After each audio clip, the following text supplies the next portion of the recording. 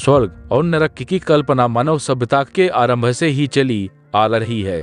ये केवल धार्मिक अवधारणाएं नहीं हैं, बल्कि नैतिक जीवन जीने की प्रेरणा देने वाले गहरे प्रतीक भी हैं।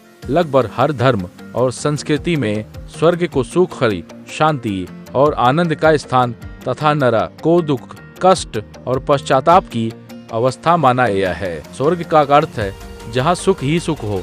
हिंदू धर्म के अनुसार स्वर्ग वह लोक है जहाँ देवता निवास करते हैं और जहाँ अच्छे कर्म करने वाली आत्माएं अपने पुण्य का फल भोगती हैं। स्वर्ग में मन रोग होता है, शोक वने भय, वहाँ सुंदरता, संगीत, आनंद और शांति का वास बताया गया है।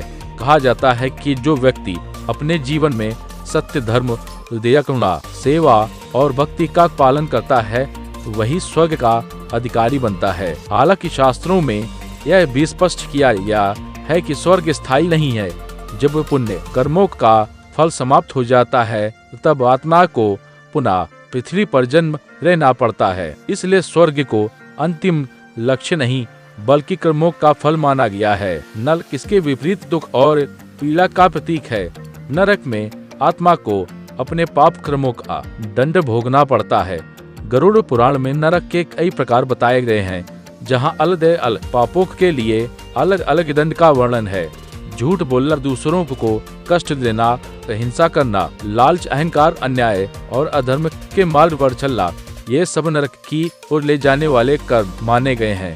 नरक का उद्देश्य केवल दंड देना नहीं है, बल्कि आत्मा को उसके गलत कर्मों का बोध कराकर उसे शुद्ध करना भी है, ताकि वह आगे चलकर सही मार्ग अपना सके। कई संतों और दार्शनिकों ने स्वर्ग और नरक को किसी दूर की